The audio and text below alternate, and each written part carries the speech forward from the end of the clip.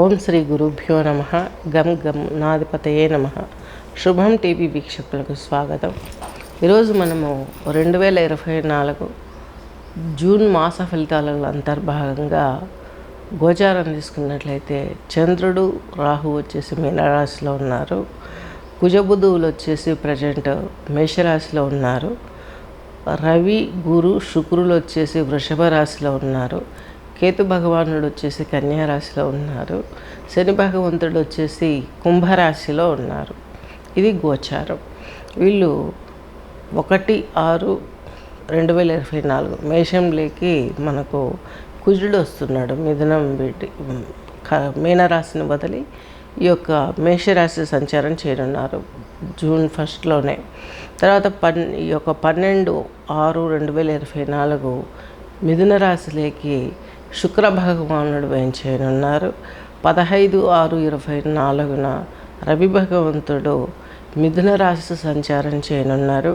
14/6/2024 మిథునంలోకి బుధుడు వచ్చేస్తున్నారు. అలాగే 29/6/24 కర్కాటకంలోకి బుధుడు విచ్చేస్తున్నారు. ఇది గోచారం. ఈ గోచారం అంతర్భాగాలు తెలుసుకున్నాం కదా. ఇప్పుడు ముందుగా ఈ యొక్క రాసులు ఇవన్నీ తీసుకున్నట్లయితే మనకి ఒక్కొక్కటి ఎందులో గోచారంలో 2 రకాలుగా కనిపిస్తూ ఉంటుంది. అంటే మనకు డేస్ మధ్యలో మాసాంతంలోనో మాసం మధ్యంలోనో మాసం ప్రారంభంలోనో గ్రహాలు రాసి మారుతున్నాయి. కాబట్టి 2 రాసుల యొక్క ఫలితాలను ఒక్కొక్క గ్రహం ఇస్తుంది. ఇది గమనించగలరు. కాకపోతే ధనుర్రాశి ధనుర్లగ్నం కిందకి తీసుకున్నట్లయితే మనకు రాశాధిపతి చతుర్థాధిపతి బృహస్పతి 6లో ఉన్నారు. చాలా ఇబ్బంది. శత్రువు రుణ రోగ ఒత్తిడి ప్రభావం ఉంటుంది. కుటుంబంలో కలతలు ఉంటాయి. మానసికంగా ప్రెషర్స్ ఉండే అవకాశాలు కూడా ఎక్కువ. అలాగే మీకు దూర ప్రయాణాలలో కొంత వ్యతిరేక ఫలితాలు. హైయర్ ఎడ్యుకేషన్ కోసం ఫారిన్ ఇట్లా వెళ్ళాలనుకున్న వారికి కొన్ని వ్యతిరేక ఫలితాలు. అలాగే రక్షణ రంగంలో ఉన్న వారికి ప్రెజర్స్, స్పోర్ట్స్ రంగంలో ఉన్న వారికి ప్రెజర్స్, ఈ నేవీ ఇలాంటి వాటిల్లో వర్క్ చేసే వారికి ప్రెజర్స్ ఉండే అవకాశాలు. జల ప్రాంతాలలో నివసించే వారికి కొంత ఇబ్బందికరమైనటువంటి ఫలితాలు కలిగే అవకాశం ఉంది ఈ యొక్క బృహస్పతి 6లో ఉండడం మూలంగా. అలాగే శుక్రుడు వచ్చేసి 6లో ఉన్నాడు. ఈయన మీకు ధనురాశి ధనులగ్నం వారికి 6వ ఇంటాధిపతి, అలాగే లాభాధిపతి. ఈయన 6లో ఉండడం కూడా కొంత నెగటివ్నే ఎక్కువగా ఇస్తారు. ఇద్దరు దేవగురువులు నెగటివ్ ఇస్తున్నారు కాబట్టి మీకు ఖచ్చితంగా ఈ ప్రాబ్లమ్స్ ఉంటాయి. శత్రు రుణ రోగ ఒత్తిడి ప్రభావం శుక్రుని ద్వారా వస్తుంది. అలాగే కొంత పడేలో చివర్లో కొంత హెల్ప్ చేస్తుంది.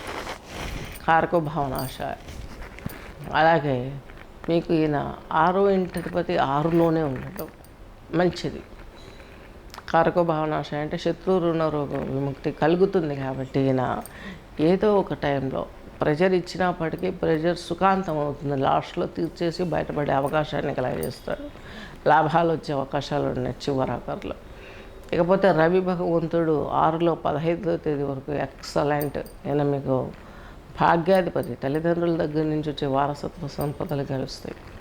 అలాగే మంచి పనులు చేపడతారు కూడాను. ఇవన్నీ చూసి మీకు ఆ జీవితం పైన ఇంకా మక్కువ ఏర్పడుతుంది. అలాగే ఈయన మీకు సప్తమ క్షేత్రంలోకి వెళ్ళినప్పుడు కూడా చక్కని జీవితాన్ని ఇస్తాడు.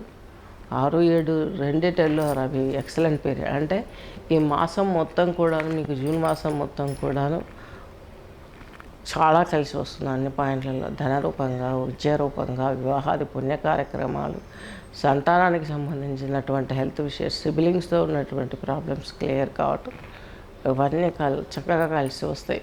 అలాగే వస్తువులు వాహనాలు పర్చేజ్ చేయటం, గోల్డ్ పర్చేజ్ చేయటం ఇలాంటివి కూడా జరుగుతాయి.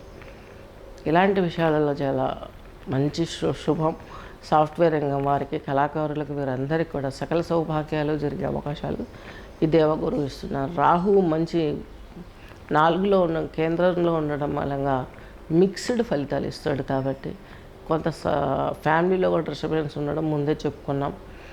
ఈ జల ప్రాంత ప్రదేశాలకు ప్రయాణం చేసేటప్పుడు కొంత ఆలోచించి చేయండి. ఏదైనా తుఫానులు ఇండికేట్ చేస్తున్నప్పుడు ఇలాంటప్పుడు జల ప్రదేశాలలోకి వెళ్ళడం మంచిది కాదు, ఎస్పెషల్లీ సముద్ర తీరాలు. ఈ విషయాల గురించి ఈ యొక్క చిన్న క్లారిటీ ఉంటే మీరు ముందడుగు ఏదైనా మీరు సాధించగలుగుతారు. పంచమాధిపతి వ్యయాధిపతి పంచమంలో కుజుడు ఉన్నాడు. సంతానం గురించి, వివాహం గురించి మీరు చేసే ప్రయత్నాలు మీకు కొంత ఇబ్బంది ఉంటాయి. కుజుడిచ్చే దాంట్లో కొంత మానసిక సంకర్షణ ఉంటుంది. జీవిత భాగస్వామి మీరు కలిసి ఒకే నిర్ణయం తీసుకోలేకపోవడం, ఇలాంటివి జరిగే అవకాశాలు కూడా లేకపోలేదు. ఇవన్నిటి నుంచి మీరు బయటపడాలి.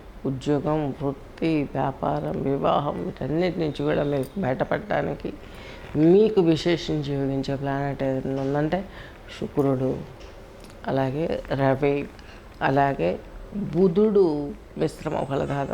ఘర్షణ ఉంటుంది.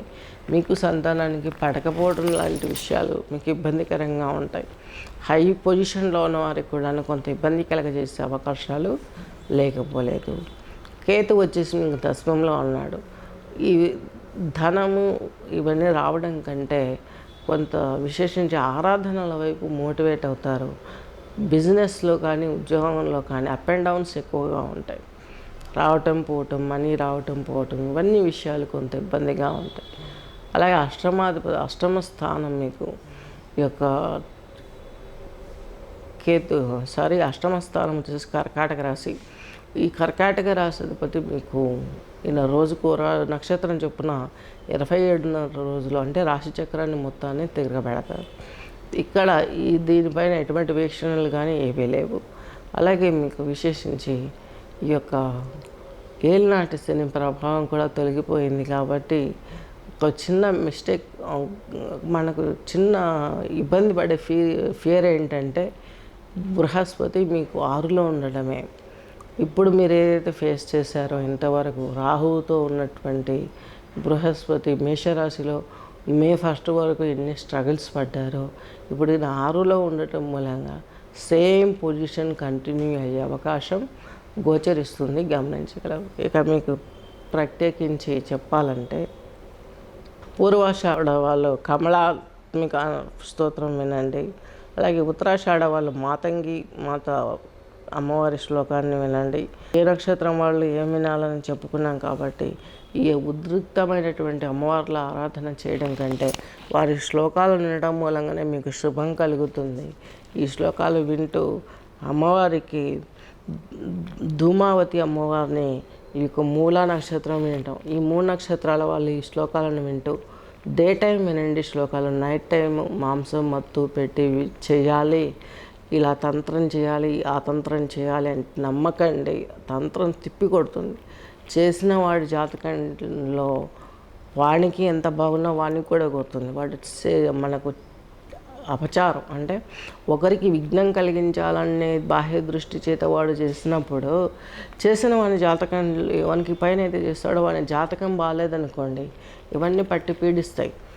అందుకని దోషం మీకు లేకుండా ఉండాలంటే నైట్ టైమ్స్ పూజలు వదిలేసి పగటిపూట ఈ శ్లోకాలను వినగలిగితే మీకు అమ్మవారిల యొక్క కృప కలుగుతుంది. అమ్మవార్ల విగ్రహాలు పెట్టకండి, మనం చేయలేము. యమనియమాలు వాళ్ళకు పెట్టే ఆ యొక్క పరిస్థితులు మనకు లేవు. వాళ్ళని శాంతపరిచేంత శక్తి మనకు లేదు. వాళ్ళ సరెండర్ అయిపోవడమే. మనం ఆత్మనివేదన రూపంలో సరెండర్ అయిపోయేసి అమ్మవారి శ్లోకాలు పఠించినట్లయితే చక్కని వైభవం కలుగుతుంది. మనకు ప్రొటెక్షన్ ఆరా పెరుగుతుంది. యోగంలో ఆరా అంటారు, ప్రొటెక్షన్ లైన్, అది పెరుగుతుంది. తత్మూలకంగా ఎవరు ఏం చేసినా మన మీద పడదు. మనము కూడా పగటిపూట చదివేటివైనా ఏదైనా దుష్ప్రయోజనాలకు వాడితే మనల్ని కూడా అమ్మవారు తొక్కేస్తుంది, గమనించగలరు. శుభం.